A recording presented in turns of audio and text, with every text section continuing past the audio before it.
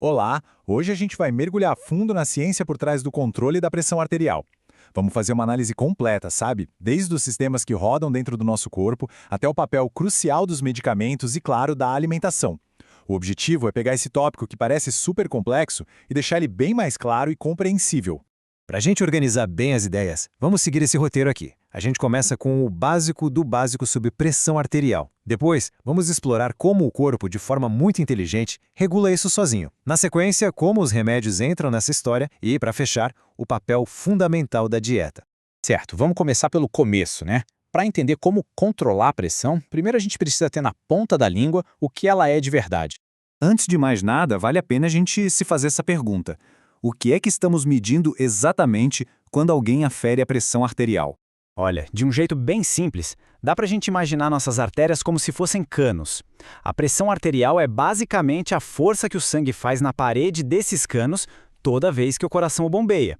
Ou seja, é uma medida direta do esforço que o coração está fazendo para levar sangue para o corpo todo. E aquela medição sempre tem dois números, não é? O primeiro, que é o mais alto, é a pressão sistólica. Esse é o pico de pressão, que acontece quando o coração se contrai para empurrar o sangue. Já o segundo, o número menor, é a diastólica. É a pressão que fica nos vasos quando o coração relaxa entre uma batida e outra. Os dois números são super importantes para a gente avaliar a saúde do coração.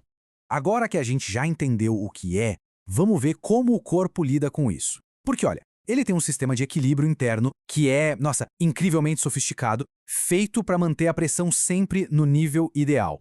Essa regulação não depende de uma coisinha só, não. É como uma orquestra, com vários sistemas trabalhando juntos.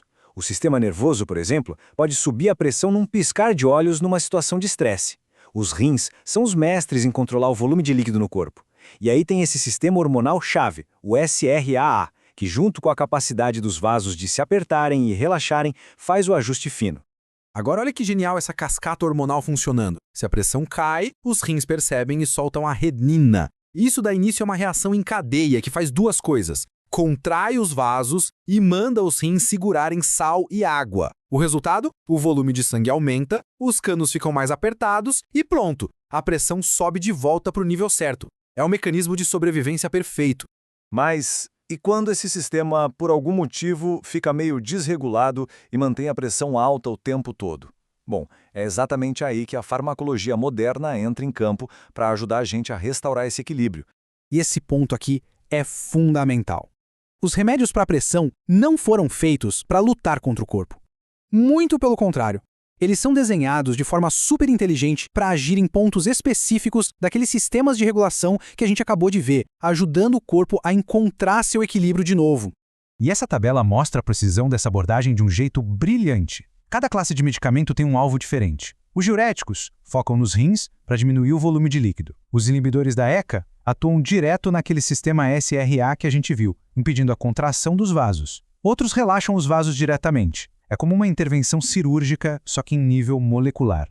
Essa frase resume a estratégia toda. Pensa só, ao bloquear um único elo da corrente, como a produção de angiotensina, o medicamento consegue parar todo aquele efeito dominó que ia resultar no aumento da pressão. É uma prova fantástica de como entender a fisiologia do corpo permite criar tratamentos tão eficientes. Os medicamentos são ferramentas poderosíssimas, não há dúvida. Mas a base de todo o controle da pressão, o verdadeiro pilar, começa muito antes da caixinha de remédios. Começa no prato. Vamos falar um pouco do sódio. Esse comparativo aqui deixa bem claro por que ele é tão importante. Quando se consome muito sódio, o corpo é obrigado a reter água para diluir esse sal todo.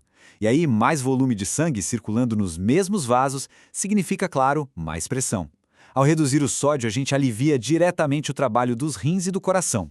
Simples assim. E a abordagem não é só sobre o que tirar, mas também sobre o que incluir na alimentação. A dieta DASH, que é super recomendada por várias diretrizes de saúde, é o exemplo perfeito disso. Ela é riquíssima em nutrientes como potássio, cálcio e magnésio, que comprovadamente ajudam a baixar a pressão e naturalmente tem pouco sódio. A base dela, como se pode ver, são frutas, vegetais e grãos integrais. Então, para a gente amarrar tudo, a gente entendeu o que é a pressão arterial, vimos os sistemas super complexos que a regulam, como os medicamentos agem de forma precisa nesses sistemas e, por fim, reforçamos que a alimentação é a base de tudo. É uma jornada que vai da biologia molecular até as nossas escolhas do dia a dia. E a gente termina com essa reflexão. Entender como o nosso corpo funciona não é só uma curiosidade acadêmica, é poder. Saber sobre esses mecanismos nos dá a capacidade de fazer escolhas mais conscientes todos os dias. A pergunta que fica é: como cada um de nós pode usar esse conhecimento para ter uma vida mais saudável? A resposta muitas vezes começa com a próxima decisão. Muito obrigado pela companhia.